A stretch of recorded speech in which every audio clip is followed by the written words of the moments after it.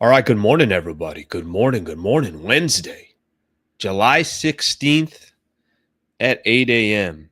Cranking out content here. Cranking out content. Thank you very much for being here this morning. Appreciate you guys hanging out over these. What are we on here? We're kind of closing in here. When I do my, no, we still got a couple months to go. We're not out of here. We're not out of here. Thank you for being a part of the show. Thank you for hanging out. If you guys don't mind subscribing to the channel, please subscribe to the channel. We're trying to close in on 33,000 subscribers. I appreciate all the support to the channel. Some really, really good views lately as well. So thank you for being a part of the show. We got a packed show today. Packed show. No guests today. So you guys got to listen to me for 1 freaking hour. How miserable is that? How miserable is that? I'm sick of myself by the time the show is over. I already see some really good comments here on the chat, so we'll get a chance to get into some of these. The topics today, again, this is just more news feed around the Los Angeles Lakers. A couple NBA topics I got as well. So I'm going to get into the rundown here in a quick second. Just real quick on yesterday's show. It's fun to do the show with Trevor. Definitely fun to do the show with him and break down a number of different things. So if you missed any part of that show, go back. You can catch the full hour. I've cut it into clips as well. So there was a few topics that we took from it. So feel free to go back on that. Okay. Cheers to you this morning, whatever you're drinking. I'm doing tea this morning. I'm going to do coffee after the show. I know. That's a little random right there. But yes, we'll do some coffee a little bit later. So cheers to you on that. Let me get through a couple of the topics that we're going to do today. Let me kind of lay out the show. And then once we lay out the show, I already got a couple of comments that I'm seeing here that are topics in itself. So a lot more interaction today. It was a little difficult for me to do that yesterday. We just had a ton of topics, and when you have a guest on, it makes it a little bit more difficult. Okay, so a couple things that we're going to hit on in today's show. I'm going to play some sound in regards to Luka extension, when you could expect that to happen, and then what that could potentially look like. The one thing that I think is an interesting angle here is there was a report out there, and I'll credit the reporter once we get there, that basically was trying to say that Luka should wait. Have the Lakers made a case yet for Luka, why he should be a Los Angeles Laker long-term? If his goal is, hey, let's go try to win some championships, does he feel confident of the direction of where the franchise is? Would he have felt any different if maybe he didn't see new ownership coming? So we'll do a little bit of that, and we'll make it happen from that perspective. So I'm looking forward to talking a little bit about Luka and then the details of what that extension could look like. Windhorst was talking. Tim McMahon was talking. So there are a couple people from ESPN that I'm going to get that from. Okay. LeBron expected at camp. So I saw something else this morning, basically like, hey, all that drama, all that noise that was going on. Yeah, he'll be there at training camp. All is good. No problem. Athletic wrote an article. It was Joe Varden, and it was Dan Weike that wrote the article. And then the one that Sam Quinn is the one that making basically the case of, hey, have the Lakers earned Luka's trust? We'll do that one. I got a couple angles on LeBron. I do think, and I saw a couple comments already that were talking about, you know what, this was not on LeBron. He didn't really create any drama over the offseason. I disagree with that. But I guess the main question I have is, what was this all about?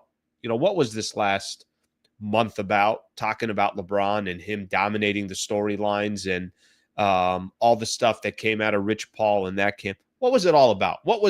At the end of the day, what was the goal with Rich Paul and his camp?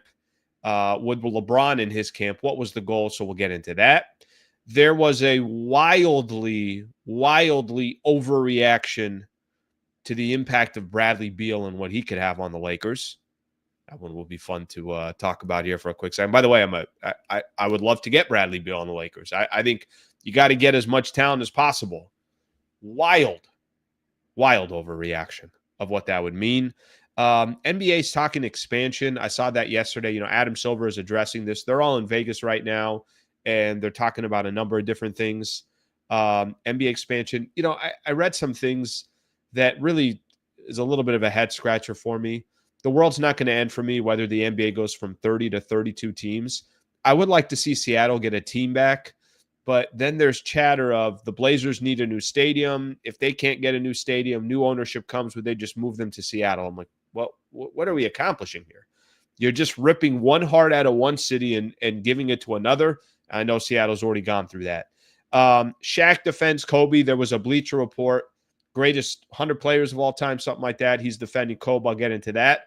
Got a couple things on NBA news and NBA rumors that I'll get into as well. And then we will call it a day. So thank you very much for being a part of the show. All right, let's take a look at a couple of the comments here. A couple of these I'm going to come back to. Once I'm actually doing the topic, I'm going to come back to. Here's one on LeBron. Here's another one on LeBron. So I already got these starred. I'm going to come back to them. If you get starred, it's like, when you were a kid and you used to get a sticker in class and you'd go home and tell your mom, hey, I did a good job today in class. If you're getting starred on this show, you got to go tell the fam what just happened. Go tell your wife, say, Slee threw a star on my comment here. All right, let's get a couple of these in here. Good morning, fam. Love listening during my shift. Let's go, Slee. Thank you, brother. Appreciate you coming on. Good morning, everybody. Did we get some ocean breeze coming through? Whatever you do, don't get stuck on the one thing that ruins your day. Smile, be grateful. Life is too short to waste on negativity. Ocean breeze, you're a good man. Appreciate you with the positive vibes out here. Spain in the house. Thank you, Spain. Thank you, Spain. Slee holding it down for the 9 to 5ers. I got you. Now, granted, it's 8:06 where I am, so I don't know. I don't know how much I'm holding it down for the 9 to 5ers. Okay, let's get the show started. Thank you very much for being here. As always, if you could please subscribe to the channel, and we'll get things rolling. Let's start here with Luka. I want to start with this Luka extension talk. There's a couple things to break down, and I think Brian Wynn, which we've had on before. I'm still trying to coordinate, see if I can get him back on. But Brian Windhorst was talking and basically was trying to break down this Luka extension. So I'm going to do two things. I'm going to play two different clips here. One clip is going to be on the Luka extension. Another clip is going to be on as far as the timing of it. The other one's going to be on what you can expect in regards to the length or the term of how long a contract he would sign with the Lakers. And then we'll make an argument if the Lakers have made a case for Luka Doncic that he should be signing right now, or if there's a better case to be made to wait, that he still wants to see more from the Lakers. Take a quick listen here. Here's Windhorst and a couple of the folks from ESPN. This is important. Can you just underscore this for us? You said don't freak out, which, is easier said than done when it comes to all of us NBA fans. Don't freak out if August 2nd comes and goes and you don't see something. Can you just explain? Yeah, so he's playing for the Slovenian national team at the European Championships, frequently called Eurobasket, which is one of the most valuable tournament for the Europeans outside the Olympics. And he won the Eurobasket for Slovenia earlier in his career, probably the greatest moment of his career. They play 6 exhibition games leading up to the start on August 27th, and then they could go as late as September 14th, which means he may not be back into the U.S. if the Slovenians get all the way to the end until late September. And, McMahon will tell you that in the past, when he's been playing for the national team, he has not done NBA business, including NBA contracts. So he could certainly pledge his intention to sign with the Lakers, but do not freak out if you do not hear from Luka contractually until September. Windhorst has been kind of chiming in on this one, and this started, I want to say last week, where he basically started saying, like, guys, it ain't happening on August 2nd. So a lot of the chatter had been out there. By the way, maybe something different happens here. I don't know. I'm just going to take Windhorst's word for it. And Tim McMahon, the reason why he keeps going to Tim McMahon was covering a lot of Luka's career over his first 7 years in Dallas, so that has a lot of connection to it from there. August 2nd rolls around. Lakers don't have that extension from Luka. I wouldn't worry too much about it. That's kind of the main thing that Brian Windhorst is trying to make mention of.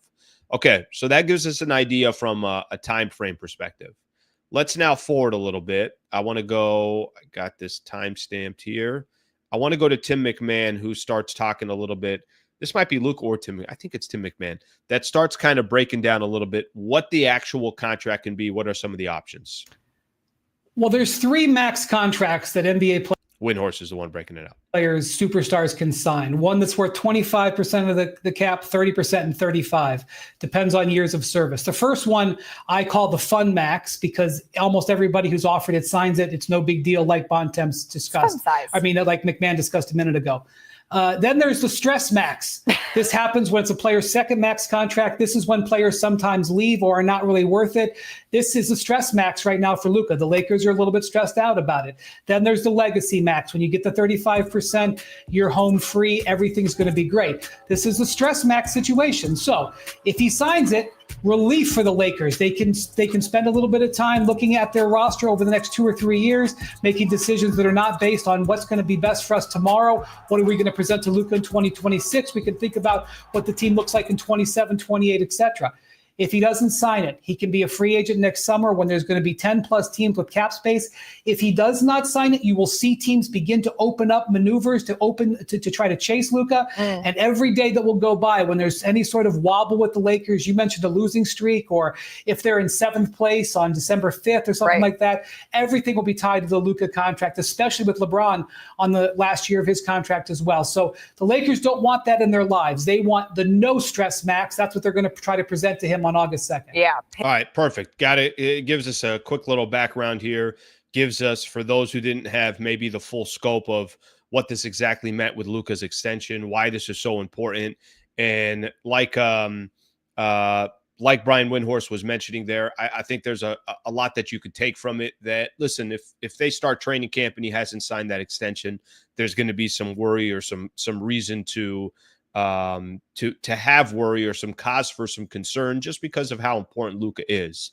I think that gives us just kind of the nuts and bolts of it. All right, the nuts and bolts of it is probably won't sign that the most he can sign for it as far as what that extension would look like, because it's more financially beneficial for him to wait, do a shorter term deal, and then get that super max where he can make up some of the money that he wasn't making in Dallas. Here's where I think is the more interesting question. I think the more interesting question here is, if you're Luka Doncic, and since February 1st, since you've been a Los Angeles Laker, what's your takeaway? What's your takeaway of the Lakers? Have you been wildly impressed with the Lakers? Have you been kind of mediocre on the Lakers? Have you been disappointed with the Lakers? It's a fair question. And I think, there's only so many of these trades that when you trade for a 25-year-old, now 26 years old, you got a franchise like the Los Angeles Lakers that's just this Goliath, the opportunity of what you can do and what you can establish with this organization. I think we all understand that. But I think the bigger question is, and this was an article that was written today, I think it's actually a great article, like I mentioned, and somebody had put it out there. It was an article on CBS Sports from Sam Quinn. The case that he makes is Luka should not extend this offseason. I'm going to read a little bit of it just to give everyone an idea. By the way, Luka, as far as dollar amount, is eligible to sign a 4-year, $228 million extension starting on August 2nd, but nobody's expecting that to happen, and nobody's expecting it to happen on August 2nd. Here's what Sam Quinn said. I am not saying he should leave the Lakers. I'm saying there's no good reason for him to extend yet. He's been there for 6 months. What have the Lakers done so far to prove that they're the best team for him? He didn't choose to go there. He's got another quote here that I'm going to get into in just a second, but let's sit on that for a quick second. If you're Luka Doncic right now, I don't think what happened during the season, I don't think you could really look at that situation and that predicament and put anything on the Lakers and say, well, I don't like the way this went. I don't. Now, maybe you can make a case and say, well, why didn't Pelinka trade for Mark Williams? Hypothetically, if that's the case that you want to make, he has his reasons why he didn't do it. And frankly, I think the Lakers are better off right now without making that trade for Mark Williams. But during the regular season, I don't know if Luka could have looked at the situation and said, well, this is, I'm not even going to give this another opportunity. This doesn't make any sense here. Ended up the number 3 seed in the Western Conference. Clearly their roster was flawed and they were eliminated in the first round, and they're trying to address it right now. But I think the bigger question here, and I think what Sam Quinn is asking, is do I have enough data if I'm Luka Doncic to say, yeah, I'm good for 3-4 years here, something along those. I want the next chapter of my career to be with the Los Angeles Lakers. I think it's a fair question.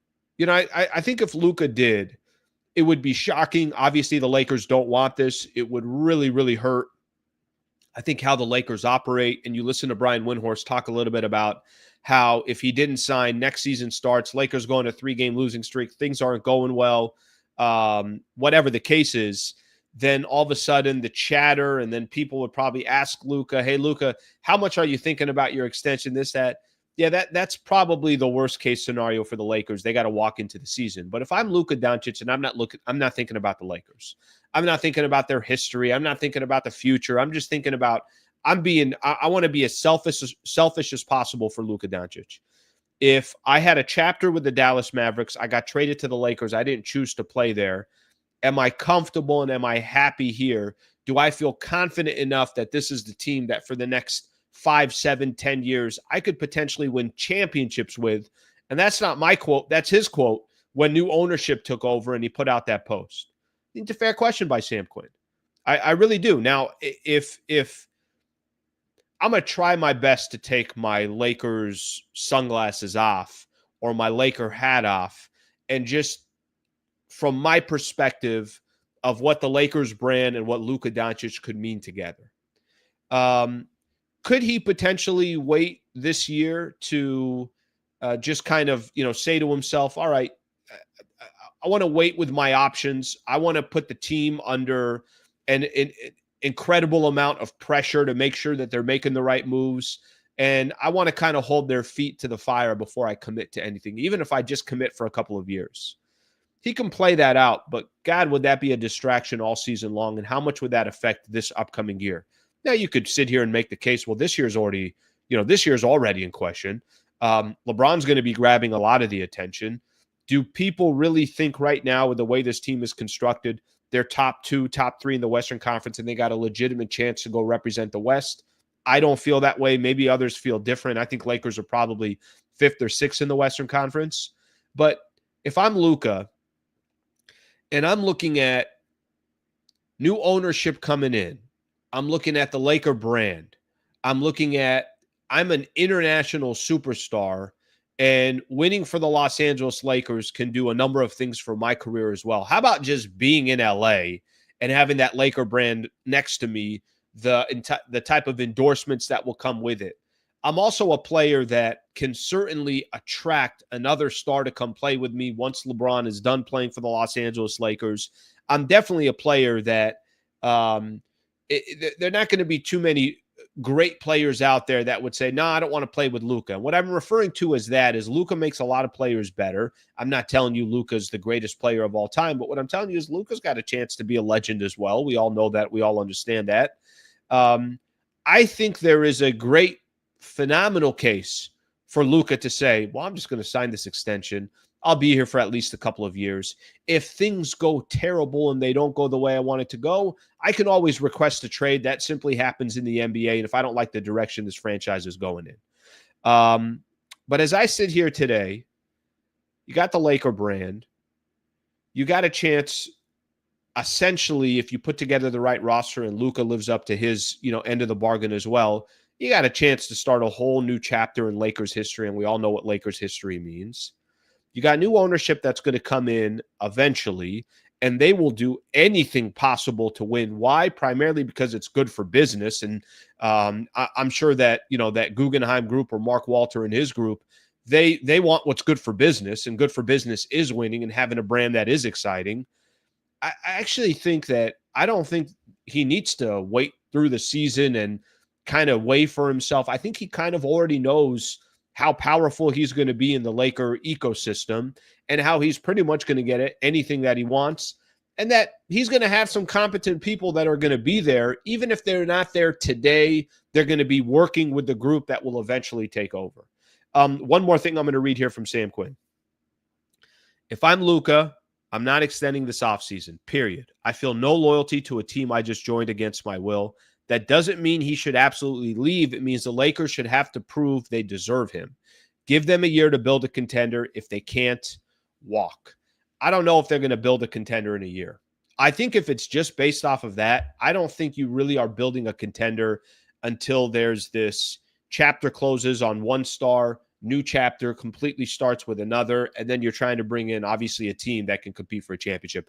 But I thought overall, and I'll take your guys' opinion on it as well, I think the point that Sam Quinn is trying to make is a fair point. I don't think this is, trust me, I got some, sometimes we'll read articles and sometimes we'll kind of sit back and we'll look at certain stories or whatever the case is. I'm like, okay, well, this is clearly just, written because you're trying to get some views or this or whatever the case is.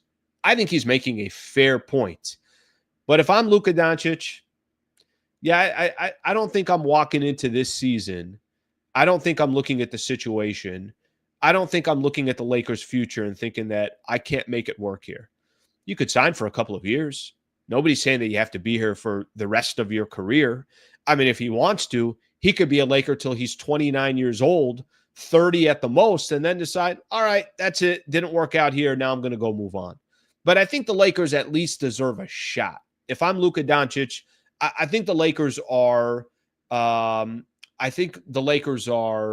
let's put it this way. I think they're an organization that's committed to winning, whether they get there or not, how they get there, the path that they take. I'm not trying to make a case that every path that they take is the right path to take. But what I'm telling you is, they're going to be committed to winning, and they're definitely going to be committed to winning with Luka. Okay, let's take a look here. Let's see what people got to say. Brian Jackson, Lakers brand is overrated. Brian, I got to be honest with you. Lakers brand overrated. I just don't think it is. And I guess the question is going to be, what's your definition of overrated? Because if your definition of overrated is it's just based on winning, yeah, they got one chip in the last 15 years, and I would agree with you on that. But if it's based on popularity, if it's based on,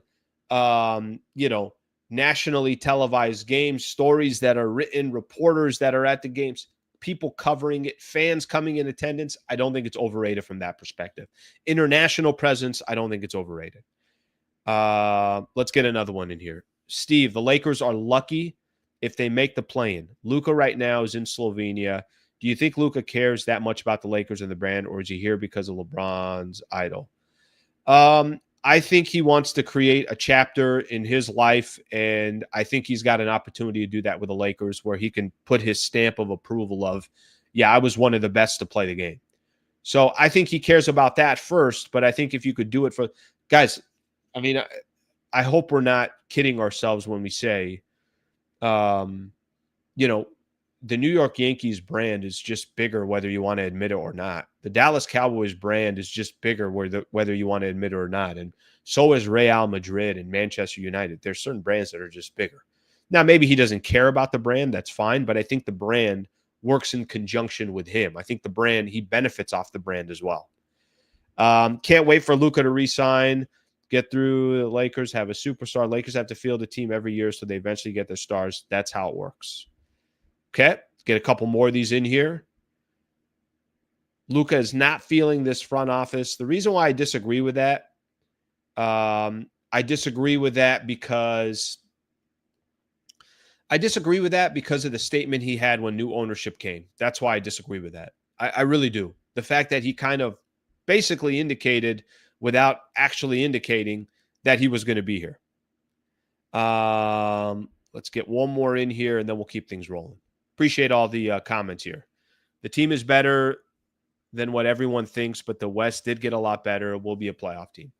Being a playoff team, the problem with being a playoff team, I don't really think that accomplishes much.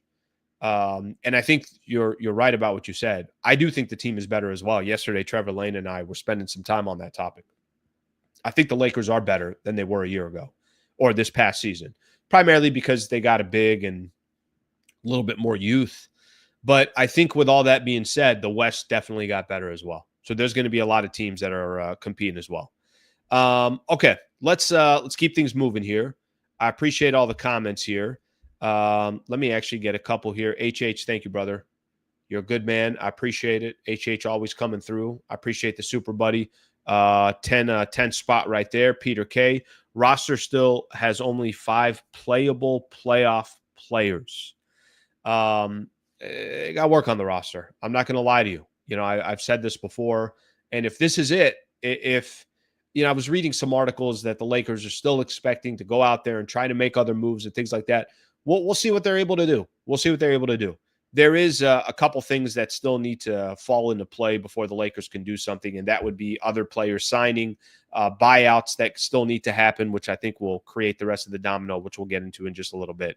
Peter, thank you for the Super Brother, and HH, thank you very much as well. Okay, there was an article in. Let me hide that right there. There was an article in The Athletic. And I'm going to just read the meat of it, and then we'll keep things rolling. What has this offseason been about so far with the Lakers? This offseason, really, I can make a case, honestly, that this offseason has been not even just from a Laker perspective, but the biggest offseason story so far. Okay, it's been Cooper Flagg getting drafted, KD getting traded, some other trades that came a little bit earlier, Desmond Bane, a few other players that moved around. The San Antonio Spurs feel like they're working their way and they're getting a little bit better. Denver made some nice moves. There's been some storylines. But I would argue the most dominating storyline so far has been LeBron. The Athletic put this out, and they did an article. Dan Weike, Joe Varden had an article that came out this morning. Amid the constant speculation recently about LeBron James' future, both the Lakers and people close to LeBron James expect that he will be with the Los Angeles Lakers for training camp this fall, sources tell The Athletic, and then obviously the two reporters that I mentioned. So that's it. That's it. What was all the drama for then? What was all the drama for?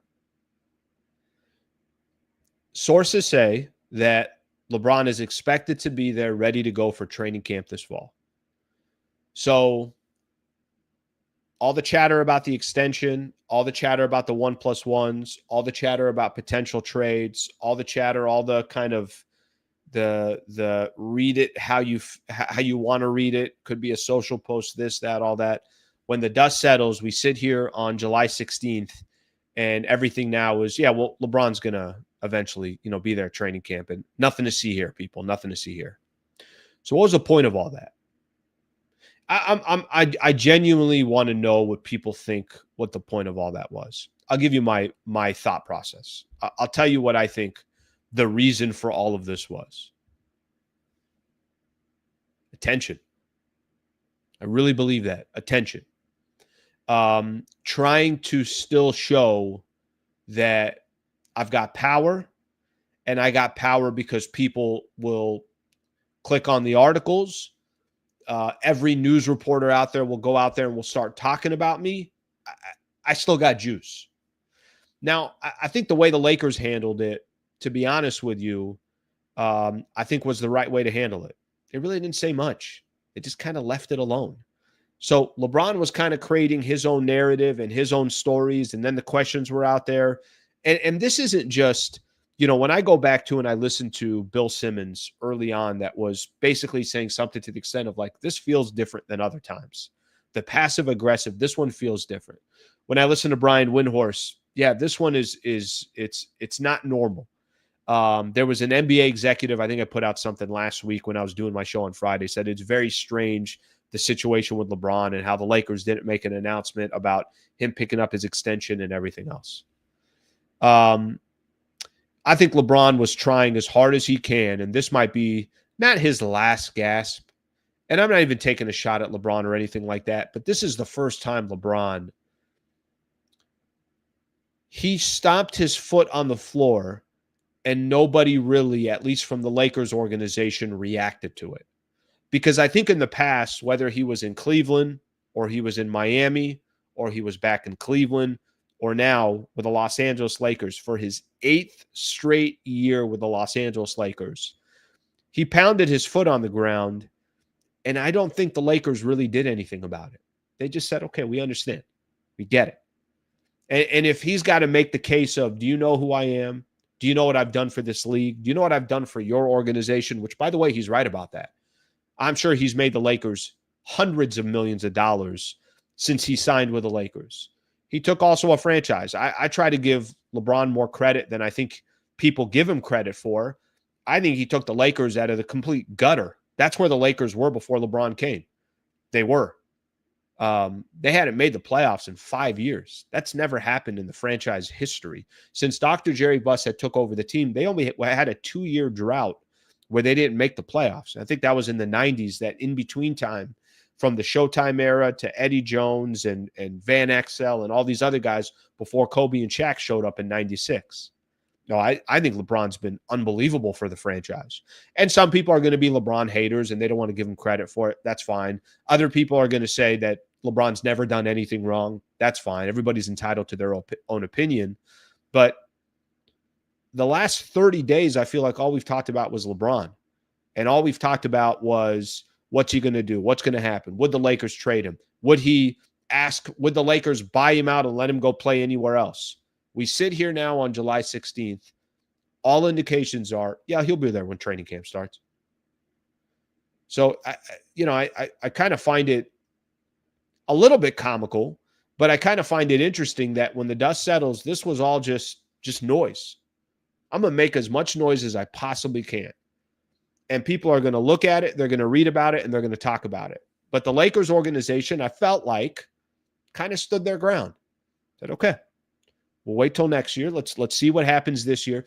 I mentioned this. I thought the Nick Wright video that I was playing yesterday, if you guys remember that. And I thought what Chris Broussard just kept mentioning every time Nick Wright's like, why does it feel like they're in a hurry to get out of the LeBron James business? And I thought what, Chris Broussard said is just hit it on the dot. They want the flexibility. That's all. They want to have options.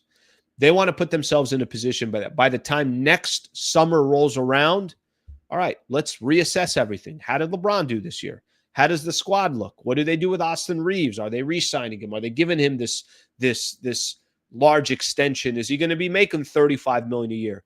They just want their options. Now, maybe they would have a lot less juice if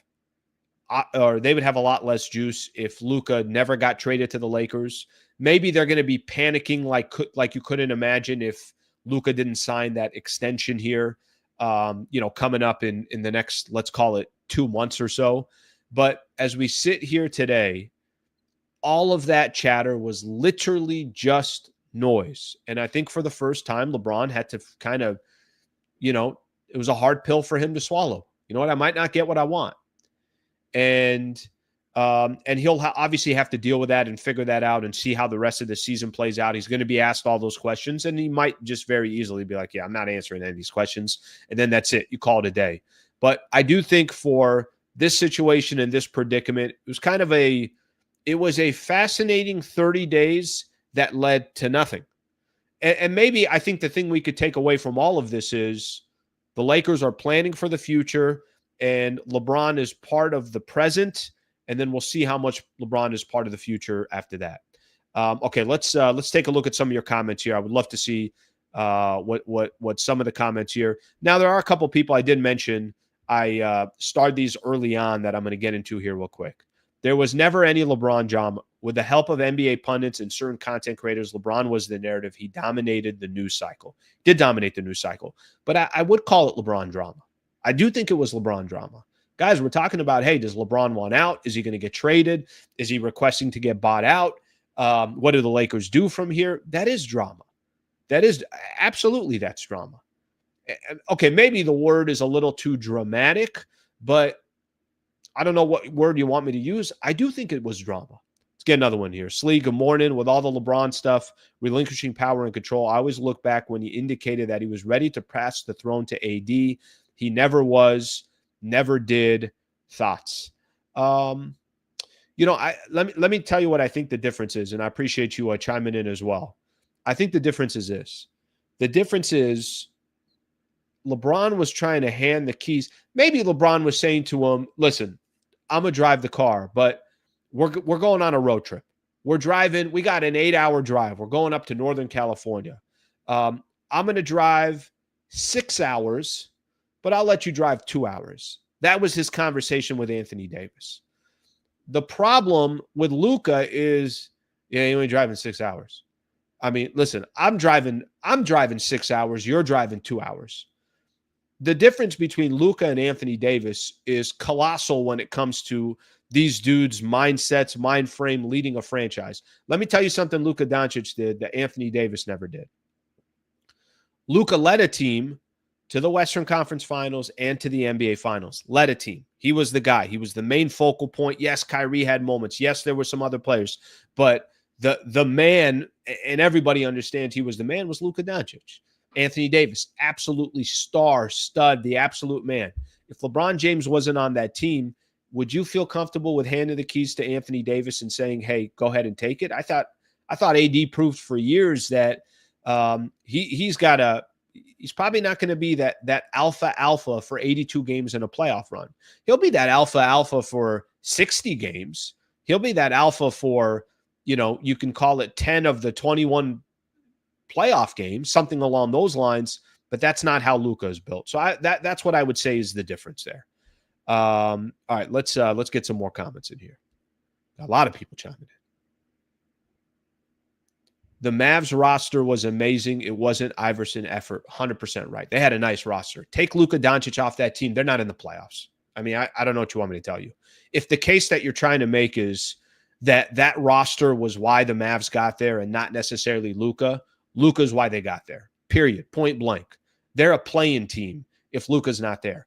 And by the way, you can make that case for a lot of great players. Think of if Jokic is not there and they have a nice team as well. Think of if Giannis isn't there. I mean, the point that I'm trying to make is I'm not undermining what Luka was to that Mavs team. I'm not. All right, let's get another one here. We saw what LeBron has done here and determined he is no longer the future. If we thought he could win, trust they would keep him. It's as simple as that. Yeah, I think, let me tell you something that sucks for LeBron in all this chatter and all these conversations. I think what sucks for LeBron is I feel like there's a case to, well, he's just not that good or not good enough or any of that stuff. He's 40. That's the only issue. And LeBron's still putting up numbers. Go look at his numbers last year. Go look at what he was doing in the playoffs. I've mentioned this. I know I've referenced him a couple times. Part of the reason why Nick Wright is trying to figure out making the case, why they're trying to get out of the LeBron business, is because he was voted sixth in MVP voting. He's still putting up great numbers. You can make an argument that he was the best player the Lakers had in the series against Minnesota. It's not that LeBron's still not making it happen. It's we don't want to commit to year 23 and 24. We're already committing to year 23. We just don't want to add any more years on that until we see how this year plays out. For all I know, maybe the Lakers are in a position by the time this year ends where there is a star that wants to come to the Lakers. And then maybe LeBron is willing to take a little bit less money to go make that, not make it happen from his perspective, just to try to build a contender. We don't know what's going to happen. I think that's what the Lakers are hoping for, is that they have a lot of this. They got the flexibility that I'm talking about. Okay, let's get some more in here. All right, let's see what we got here. Bron will get his 25, 7, and 7 playing with Luka. Nothing changes for him. Might be right about that. I don't think I'm arguing that. Exactly, Slee. Here's the thing. I have no idea, Tony, which exactly Slee point you're talking about, but I'll take the credit. I will take the credit. For all I know, this is from a different topic. Okay, let's see what we got here. Texas now the mecca of basketball. Mavs, Houston, and San Antonio. Texas they got some. I thought Texas was supposed to be the king of football. They got squads over there. They do. Houston, I think's got top 3 in the West. Mavs, I'll have a little hesitation. I like them on paper, but I'll have hesitation just because of, from health perspective. Kyrie's not back. And then San Antonio, I don't think it's being talked about enough. They'll probably take leaps and bounds this upcoming year. Probably take leaps and bounds. Okay, let's get one more in here, and then I'm going to keep moving on some of my topics. I got a wild Bradley Beal conversation to have with everybody. By the way, maybe some people don't think it's wild. Maybe some people will think that the argument for Bradley Beal that he's got he could be more of an impact than people think. Luka will sign a 3-year deal, and he can make a lot more after that. Makes no sense to sign a 4-year deal. I agree. And that's kind of what's being reported. I think that will get him to his 10-year mark, and then 10 years in the NBA. Then you can get, by the way, 3 more years. So he would be, 29, so not even 30 years old, and then he'll get that next contract after that. Let's just say Luka's going to be okay financially. I think he's going to make it. I think everything's going to be fine with Luka Doncic. All right, I got to give some love to a couple of partners here. Let me start out here with the Wallace firm. Shout out to Brad Wallace and the Wallace firm. Injury attorneys, very, very simply put, if you are a family member or in a position, it's a serious injury, a wrongful death case. We created a URL, wallacewins.com/Sliwa. Here's why we created it, and here's why him and I have a partnership. I've been working with Brad Wallace for about 5 years. When I was over at 710 ESPN, he came on there. He wanted to advertise. He wanted to get into the space and kind of handpicked me. He's like, yep, I want to go with that guy. At the time, I was doing a lot of my work was on the Lakers radio broadcast, doing Lakers talk and everything else. So that's when we started our partnership. Known the guy for a while. Here he is now with me on YouTube, wants to continue to support me and the channel. All I ask for is if you're ever in the market, and I know this is it's not something that you hope ever happens to you. I hope it never happens to you. But if you need an injury attorney and you're in the state of California, Brad Wallace and the Wallace firm, they can help you. wallacewins.com/Sliwa. wallacewins.com/Sliwa. One of the things that I love giving an example for, about 2 months ago or so, he was in a case and was representing his client. It was a big-time case. Had to go, obviously present his argument to the jury and everything else. There was a $4.6 million jury verdict. This is what he's known for. This is his reputation. By the way, he's also just wildly trustworthy and not somebody that's plastering himself all over the place. No, he's just somebody that will try to get to know his clients, get to know his people very intimately. And obviously he's doing that here with the channel as well. wallacewins.com/Sliwa, wallacewins.com/Sliwa. If you want a personal introduction, I'm happy to make a personal intro as well. I can introduce you to him. Okay, so there was a story out there. We're all kind of waiting on this Bradley Beal stuff. I mean, literally every single day I'm looking at Bradley Beal. I know yesterday Trevor Lane and I were talking about it. There was a little bit of information out there from Mark Stein that basically he's got $13 to $15 million that he can get starting July 15th. So I think that was, that's part of the reason why there's a little bit of a delay here. We're expecting Bradley Beal to end up most likely with the Los Angeles Clippers. But I think, the conversation more than anything else, it feels like there is this wild domino that's ready to fall once he signs, once that buyout is done and he picks a team. Then a lot of other players will start kind of picking where they're going to go. So here we are a couple weeks into free agency, and this is still kind of looming over everybody's head. There is a show on Fox Sports. So Colin does his show, and he does his show. Jason McIntyre is also on the show as well. And I think when Colin is out, Jason McIntyre fills in, and they were having a conversation yesterday. Chris Broussard's on the show with him. I'm going to read you guys a quote on this because I think there's value to Bradley Beal. I'd love to see Bradley Beal come to the Lakers. Not all Laker fans feel that way, but that's, obviously my opinion on that. But I value him to an extent. Let me read a little bit of what he said. He said, when the Suns get rid of Bradley Beal, the Lakers can get him for $5 million. I think it's $5.1 million. Bradley Beal is the missing piece. You can just go ahead and get the parade ready for the Lakers if they get Bradley Beal. Read that one more time. You can just go ahead and get the parade ready for the Lakers if they get Bradley Beal. What parade are we talking about? What parade? Which parade? Like, what does that mean? Does it mean the whole team is going down to Pasadena for the Rose Bowl parade on January 1st? Because I don't know which parade he's talking about. Has anybody said? Anybody? And I'm a fan of getting Bradley Beal. I do think that Bradley Beal on the Lakers, and people can make an argument, they don't need any more offense, even though Beal's a better defender, probably an underestimated defender. And we know the Lakers backcourt on defense. Bradley Beal will look like the next Gary Payton if he's on there compared to Luka and Austin Reeves. What are we talking about here? What parade? I think Luka and LeBron, between the two of them, 16 assists a game, can 100% make Bradley Beal's life easier, can set him up phenomenal. And I think Bradley Beal at $5 million would be a phenomenal steal for the Lakers. Doesn't answer all their questions, but you get as much talent as you possibly can, and then you could figure it out from there. They'll still need, more, and they'll still need more size or a wing or whatever the case is. You can just go ahead and get the parade ready for the Lakers if they get Bradley Beal. Right when I listened to it because I saw a clip on X, and instantly I'm like, guys, I'm not telling you that Bradley Beal is not a nice player. In Phoenix, still averaged about 17 points, shot over 40% from the three-point line, about 41%.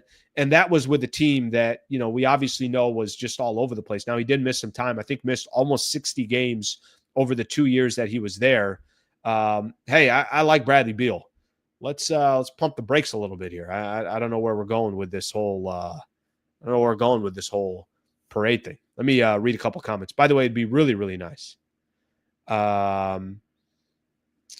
It would be really, really nice if Bradley Beal just signed somewhere at this point. I feel like I've talked so much about Bradley Beal over the course of the last 2 weeks. Just sign somewhere. End up somewhere, please, so we can stop talking about you. All right, let me look at a couple of these comments. All right, well, Bradley Beal isn't the only buyout coming. You have Chris Middleton, CJ McCollum, Marcus Smart. I don't think McCollum is going to get bought out. The Marcus Smart situation is interesting. The Chris Middleton situation is interesting as well. Listen, there's some talented players. If guys like that become available, and I know people might say, oh, well, they're not young enough. This guy is washed, this, that. You don't want a Marcus Smart on your team. Again, it all just depends. It all just depends on the kind of lost my train of thought. I'm looking at some of the comments here. It all just depends what their situation is, what their predicament is. But I think if you're the Lakers and the idea is, hey, we'll do everything we can to compete this year, and then we got to reset a little bit because we don't know what's going to happen after this year. If players like this become available, that's interesting. But I think these teams also know that other squads want them, and they'll do whatever they can to hold on to some of these guys so that they can try to get some, obviously get some type of compensation for them. Let's see what we got here. By the way, I got nothing wrong with Jason McIntyre. I really don't. I nothing. But you make a comment like that. What do you want me to do? You want me to pretend like you didn't make that comment? I just don't understand where he's going with it. Let's see what we got here. Yeah, I would prefer Smart over Beal. Yeah, I'm not 100% his situation. I still think, I definitely think, okay, Steve says that's the buyout list on ESPN I've been seeing on sports sites. I definitely think that some of these players, because they still have value in the league, those teams are going to do everything they can. We'll look at Josh Okogie yesterday, Okogie, that we were talking about a little bit yesterday. Yeah, Charlotte, that was the predicament they were in. I don't think people thought that was going to happen. Now he's available. So there's going to be guys available that maybe you and I don't know or we don't think are available that will have to get figured out. This had less to do, honestly. For me, it had a little bit less to do with the actual conversation about Bradley Beal. It was just the thought process of that's how much impact Beal would have if he came to the Los Angeles Lakers, and I clearly don't think that that's the case, or I clearly don't think that's going to happen. Okay, I got a couple more topics to get into, and we only got about 10, 11 minutes left. I mean, if we need to go over, obviously we'll go over, but I want to keep things moving here. Before I do, and this is part of, obviously the structure of the show, very, very excited. And I mentioned this about a couple weeks ago. I got Lexus Santa Monica to join the show. Why did I get Lexus Santa Monica? What's the relationship there? The relationship is I've bought my car from Lexus Santa Monica. My mom's car's from Lexus Santa Monica. My sister's car's from Lexus Santa Monica. I've sent plenty of people over to Lexus Santa Monica over the years. I've known the general manager / owner there for about 10 years. Matt Unger is his name. I'll put his email address right here. Send Matt an email. Say, hey, Al, just say, Matt, you know what? I don't need a car right now, but when I do, I'm going to come to you. Send Matt an email and say, Unger, hey, thank you for the partnership. on Hoops Talk with Sliwa. So thank you very much for doing that. Here's his email address, MatthewUnger@LACarGuy.com. The relationship is because I believe in Lexus. I believe in the brand. I have a contact there that will take care of anybody. The Lexus that I'm driving right now, just to give everybody a quick idea, I've had it for about 8 years, 180,000 miles on it. Why do I drive Lexus? They're dependable. They're reliable. They last forever. They're remarkably beautiful inside and luxurious. You kind of get a little bit of everything here. I'm not a huge car person in general. I'm not getting a new car every couple of years. So I really try to encourage people out there, try to make a car, more of an investment. If you're going to have it for a while, you're driving all around Southern California, whatever the case is, Lexus Santa Monica can help you. And certainly Matt Unger can help you as well. They are promoting right now the 2025 all-electric Lexus RZ, LexusSantaMonica.com, LexusSantaMonica.com. Go talk to Matt Unger. Matt Unger help you. All right, let's keep things moving here. NBA expansion. Did you guys see this? It's kind of a weird story for me. Now, I feel my relationship now with cities losing their team is wildly different than it was in the past.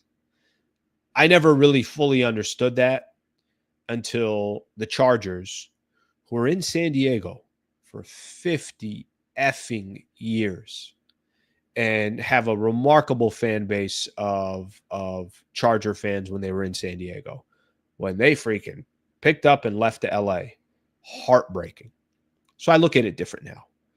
I'm reading some of this stuff about the expansion, and I want to read a couple of things from here. So right now, the NBA, all Adam Silver, the commissioner, everybody's in Vegas. They're there, obviously. I think this is an annual thing that they do, but they're there obviously for the summer league, and a lot of NBA execs, scouts, everybody's there. Okay. I'm going to read something here from The Athletic. David Aldridge and Mike Vorkunov.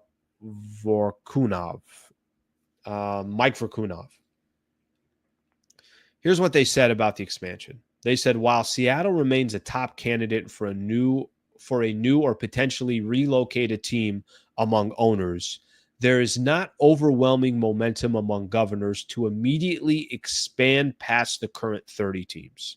Here's what Adam Silver said yesterday.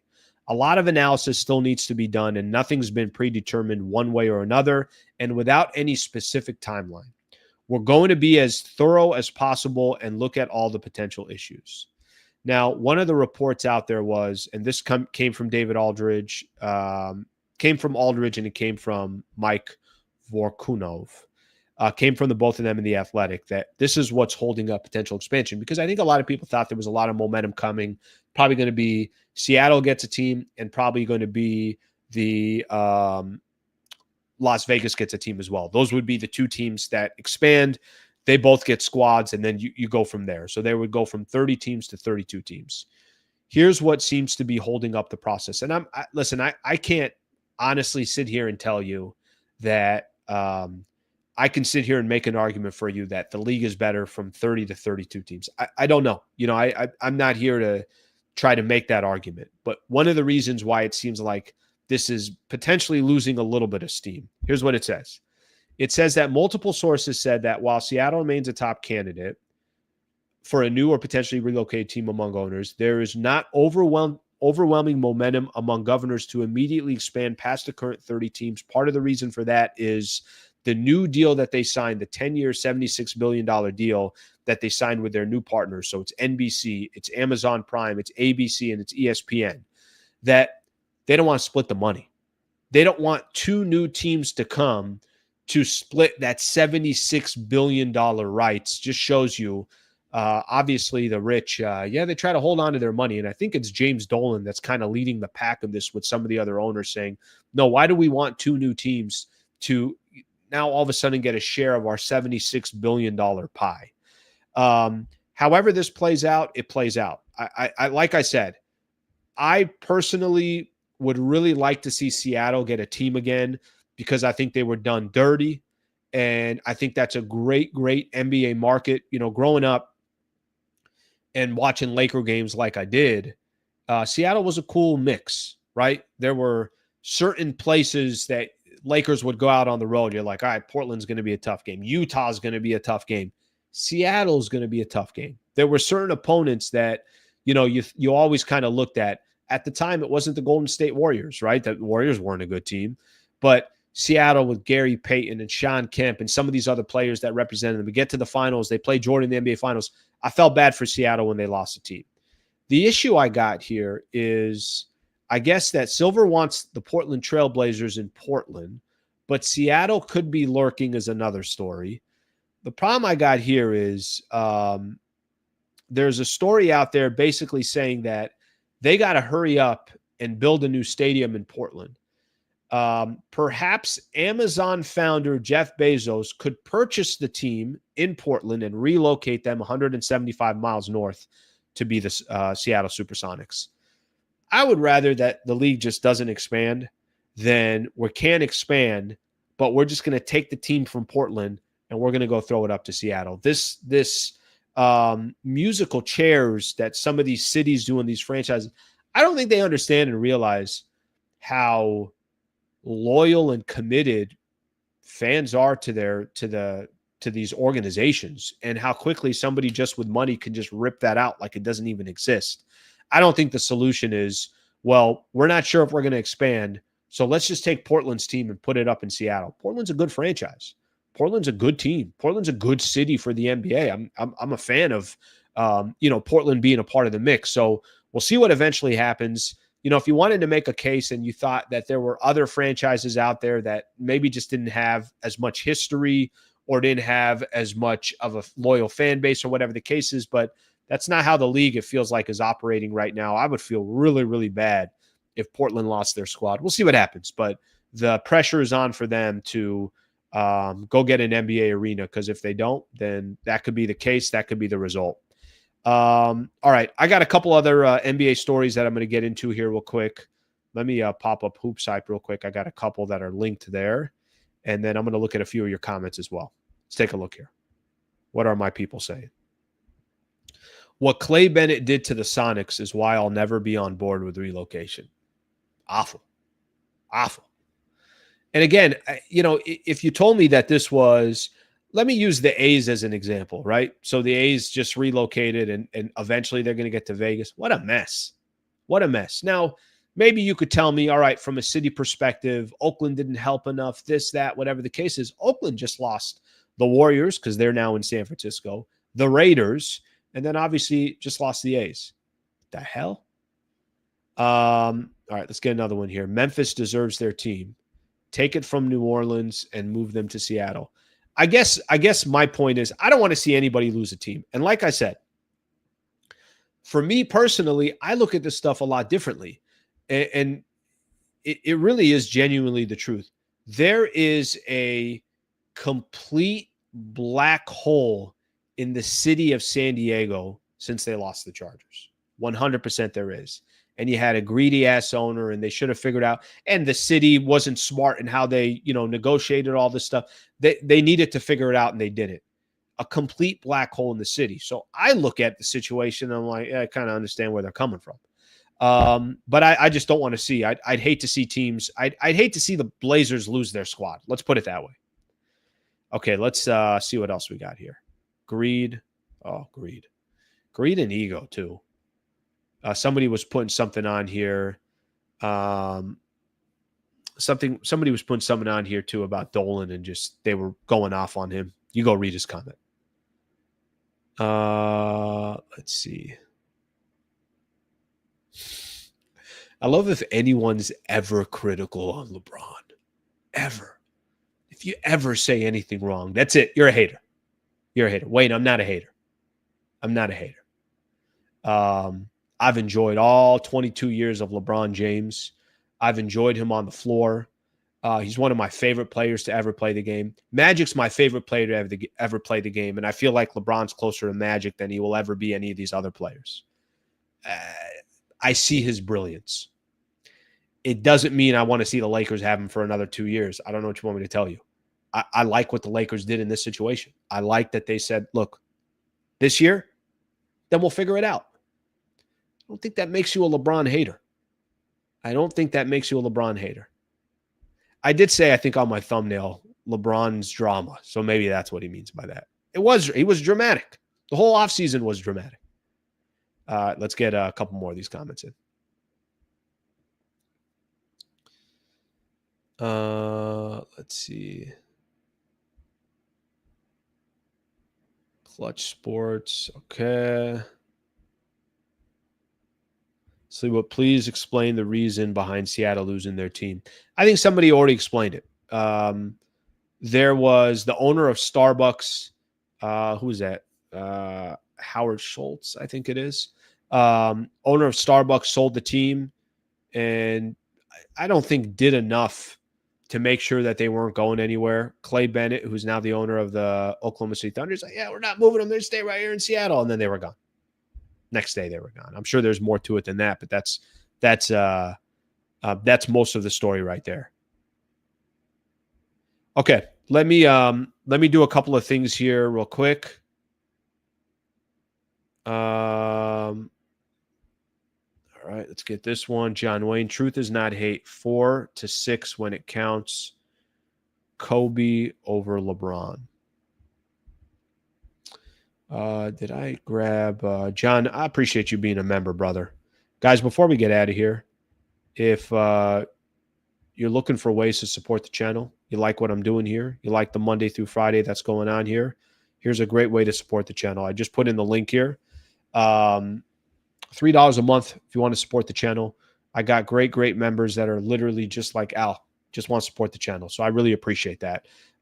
So there's a link right there. Would love to get more members a part of the show. So thank you very much, John, for being a member. I appreciate that. Okay, last thing I got here.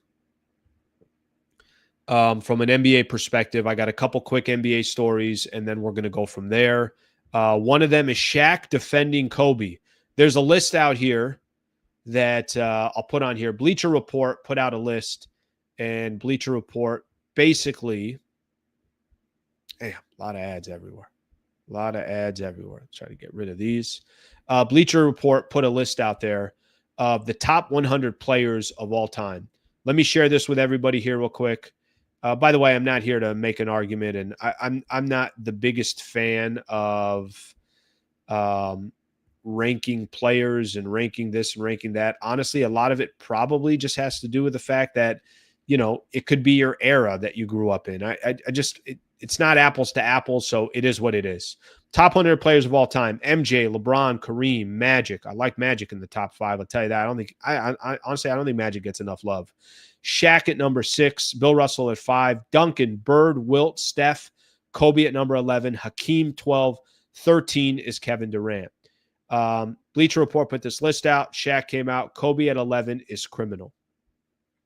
Shaq coming out and obviously protecting Kobe. Yeah, listen, do I think Kobe's top 10 player of all time? I do. But like I said, I don't care enough for these lists. I don't care enough for the GOAT conversation. I don't care enough for, and I don't, it doesn't really do anything for me. If you ask me who I think is the greatest player to ever play the game, I would say Michael Jordan. But that's just one opinion. And if somebody wants to have, you know, here's my top 5 versus that top, okay, it's fine. And people are going to make their arguments for it. People that maybe were around are going to value Kareem more than I might value Shaq more just because Shaq was in my era, even though I know Kareem and everything that he accomplished. People just look at things a little bit differently. Kobe at number 11 there. I will just say this, for what it's worth, I'm taking Kobe over Steph. So for what it's worth, Kobe's top 10 in my list, but Shaq goes out there to defend him. So something to see in regards to that.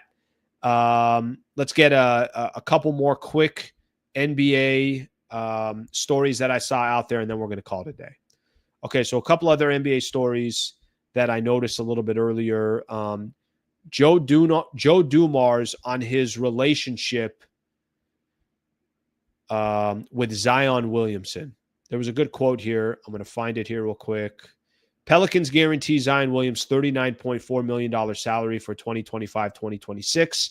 Joe Dumars on relationship with Zion. We are in constant contact with each other. man, how disappointing has Zion Williamson been? I don't know what's going to happen with his time in New Orleans, but doesn't it feel like this guy's probably going to have to leave the Pelicans to try to put himself in a situation or a position? It's on him. It's not like I'm blaming it just on, obviously the Pelicans or anything like that. But I do think there's a little bit of, at least from my perspective, when it comes to Zion, this dude just needs to end up somewhere else. It's the best way that I can put it. I think he's got to end up with a different team. I think that's the best shot that he's got to kind of resurrect his career again. Got to be on a team where, let me give you an example. I'm not saying he's going to this team, but he needs structure. He needs like a Houston Rockets with Ime Udoka. Like he needs something like that. And we'll see if he ends up somewhere else. So that's the one thing on Joe Dumars. The last thing I saw here that I thought was interesting, which I think, to be honest with you, I'm kind of scratching my head a little bit with the Golden State Warriors. Did you guys see the quote from Kevon Looney? Let me see here. Man, I do not know what's going on my internet right now. Kevon Looney had a quote out there basically saying in a nutshell that he was surprised and kind of confused that the Golden State Warriors didn't trust him in the playoffs. It's kind of how he looked at it based on the amount of minutes that he was getting. I don't really understand the Warriors right now. I don't understand their situation with Jonathan Kuminga.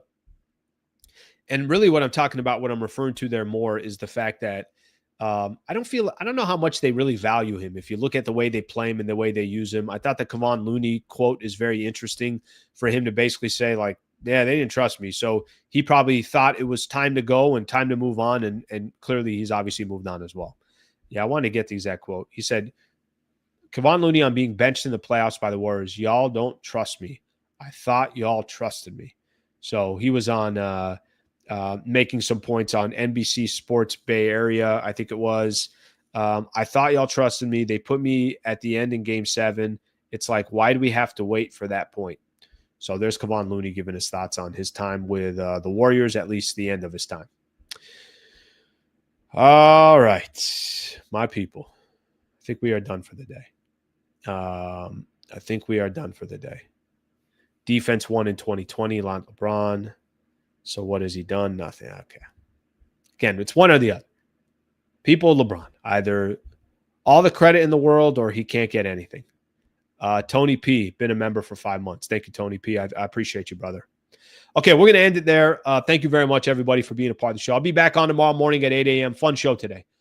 Thank you for all the comments, for being a part of it. Shout out to all the listeners. Shout out to the supers that were out there. Shout out to Brad Wallace and the Wallace firm, Matt Unger from Lexus Santa Monica. Hope you guys have a great rest of your Wednesday. I will see you guys tomorrow.